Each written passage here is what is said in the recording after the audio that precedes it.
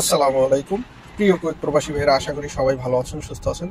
খুবই গুরুত্বপূর্ণ একটি বিষয় নিয়ে কথা বলতে চাচ্ছি আজকে। বাংলাদেশ বিমান। বাংলাদেশ বিমান হচ্ছে আমাদের বাংলাদেশের রাষ্ট্রীয় বিমান, এবং এজন্য আসলে প্রবাসীদের সবার আগে পছন্দ থাকে বাংলাদেশ বিমান। এবং আমি নিজেও বাংলাদেশ বিমানের একজন যাত্রী। তো দেখেন, অনেক প্রবাসী আসলে বাংলাদেশ বিমানে টিকিট করে থাকে। বাংলাদেশ বিমান আমাদের জাতীয় বিমান, এবং এই বিমানটা আমরা টিকিট করলে আসলে আমাদের দেশ এবং আমাদের বিমান আমাদের দেশের রেমিটেন্স যেমন বৃদ্ধি পাবে, পাশাপাশি আমাদের দেশীয় জাতীয় বিমান আসলে এটার লাভ্যাংশ পাবে। তো সেই দিক চিন্তা করে আসলে আমরা বাংলাদেশ বিমানে প্রবাসীরা টিকিট করি, এবং আবেগ অনুভূতির জায়গা হচ্ছে বাংলাদেশ বিমান। কিন্তু আমরা কি দেখতে পাচ্ছি, বাংলাদেশ বিমানের টিকিটের দাম প্রায় দেখা যায় যে দাম অনেক বেশি থাকে সিন্ডিকেটের কারণে। এরপরে বিমানে প্রায়শই দেখা যায় বিমানের সিট ভিতরে খালি থাকে, কিন্তু টিকিট বাইরে বলে যে টিকিট নাই, টিকিটের দাম অনেক বেশি, যা আছে সেগুলোর অনেক দাম বেশি। এরকম সমস্যার সম্মুখীন হচ্ছি আমরা প্রায়। এর বাইরেও যেটি গুরুত্বপূর্ণ একটি বিষয়, সেটি হচ্ছে শিডিউল বিপর্যয়। বাংলাদেশ বিমানের এই যে বিগত সময়ে আসলে 5ই আগস্টের পরবর্তী সময়ে এই যে বিপ্লবী নতুন সরকার আসার পরে আমরা দেখতে পেয়েছিলাম যে না, বিমানের শিডিউল বিপর্যয়টা বন্ধ হয়েছে। কিন্তু পরক্ষণে আবার এই যে মার্চ মাসের 9 তারিখ থেকে এই শিডিউল বিপর্যয়গুলো আবার চালু হয়েছে, এবং 9 তারিখ থেকে 19 তারিখ পর্যন্ত এই শিডিউল বিপর্যয় ছিল। বিশেষ করে কুয়েত সহ মধ্যপ্রাচ্যে এই শিডিউল বিপর্যয়টা বেশি দেখা যাচ্ছে। বিশেষ করে আমি কুয়েতের কথাই বলছি। এখন আবার দেখা যাচ্ছে যে 20 তারিখে যে ফ্লাইটটি ছিল, অর্থাৎ 20 তারিখ রাত্রে যাত্রীরা যে এয়ারপোর্টে যাবে, 21 তারিখ অর্থাৎ রাত্র 12টার পরেই আসলে 21 তারিখ হবে, এবং সেই 21 তারিখের ফ্লাইট অর্থাৎ বৃহস্পতিবার রাত্রে যাবে, শুক্রবার ভোর রাতে আসলে এই ফ্লাইটটি বাংলাদেশে গিয়ে ল্যান্ড করবে বা সকালে গিয়ে ল্যান্ড করবে। এখন সেই 21 তারিখের ফ্লাইটটিও 12 ঘন্টা পিছানো হয়েছে শিডিউল বিপর্যয় দেখা যাচ্ছে। তো এই যে এর ফলে প্রবাসীরা আসলে অনেক ধরনের হয়রানির শিকার হয়। অনেকে আসলে জানেই না যে তার ফ্লাইটটি চেঞ্জ হয়েছে, তার ফ্লাইট শিডিউল বিপর্যয় করছে। অনেকের মোবাইলে মেসেজ যায় না, অনেকের মেইল যায় না, অনেকে আসলে এজেন্সির দ্বারা টিকিট কাটার ফলে অনেকে আসলে ওই যোগাযোগ করে না, ভাবে যে ফ্লাইট শিডিউল তো ঠিক আছে। তো এরপরে তারা আসলে এয়ারপোর্ট দিয়ে বিভিন্ন ধরনের বিড়ম্বনার শিকার হয়।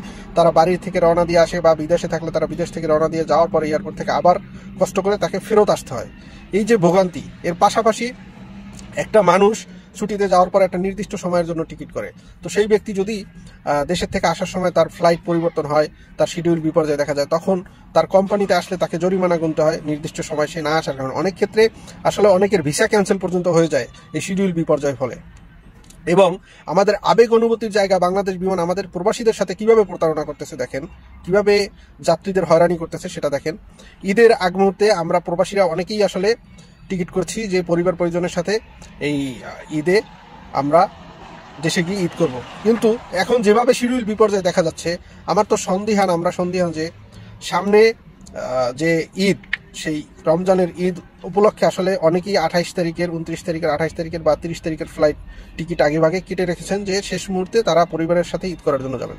কিন্তু যেভাবে শিডিউল বিপর্যয় শুরু হয়েছে, এভাবে যদি চলমান থাকে, তাহলে আসলে এই ধাক্কা গিয়ে এই রমজানের ঈদের শেষ মুহূর্তে গিয়েও পড়বে, এবং প্রবাসীরা এই যে আপনার টিকিট করছে, তারা তাদের পরিবার পরিজনের সাথে গিয়ে ঈদ করবে, সেই জায়গায়ও কিন্তু সমস্যা হবে। তারা আসলে ঠিক সময় মতো পৌঁছতে পারবে না। অনেকে বাংলাদেশ থেকে আবার আন্তনগর যে বিমানগুলো আছে, বাংলাদেশের যে কানেক্টিং বিমান, সেগুলো টিকিট করে রাখছে তার নিজ নিজ জেলায় বা বিভাগে যাওয়ার জন্য।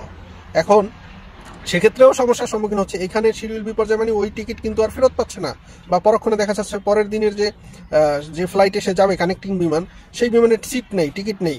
এই যে প্রবাসীদের হয়রানি, এই হয়রানি বন্ধ হওয়ার দাবি জানাচ্ছি, এবং সকলে এই বিষয়ে কথা বলুন। কথা বললে কাজ হয়।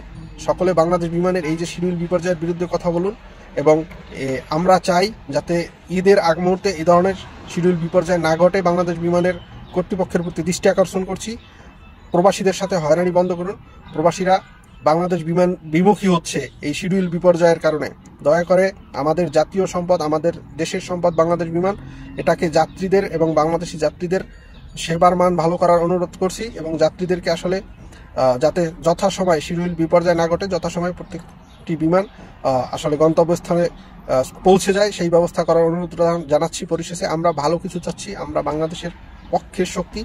আমরা একটা জিনিস চিন্তা করি, সবার আগে বাংলাদেশ, সুতরাং আমরা বাংলাদেশকে প্রাধান্য দিতে চাই। প্রবাসীরা সর্বোচ্চ রেমিটেন্স পাঠিয়ে দেখিয়ে দিয়েছে আসলে প্রবাসীরা বাংলাদেশকে কতটা ভালোবাসে। বিগত জুলাই আগস্ট আন্দোলনেও প্রবাসীরা সেই আন্দোলনের পক্ষে সাপোর্ট করে দেখিয়ে দিয়েছে। সুতরাং আমরা আবারও জানাচ্ছি, আমরা কোনো ধরনের কোনো আন্দোলন বা কোনো ধরনের কোনো ইয়া ছাড়াই আমরা এটার প্রতিকার চাচ্ছি। আমরা চাচ্ছি যাতে এই ঈদের আগ মুহূর্তে প্রবাসীদের এই হয়রানি না করা হয়, এরপরে যেন আর কোনো একটি সিভিল বিপর্যয় না ঘটে, সেই দাবি রেখে দেশের মাটিতে আপনি বাংলাদেশ, এটি মাথায় রাখবেন, আইন কানুন মেনে চলবেন। সকলের প্রতি শুভেচ্ছা রইল। আর বাংলাদেশ বিমানের আর একটি শিডিউলও যেন বিপর্যয় না ঘটে। ধন্যবাদ সবাইকে। আসসালামু আলাইকুম।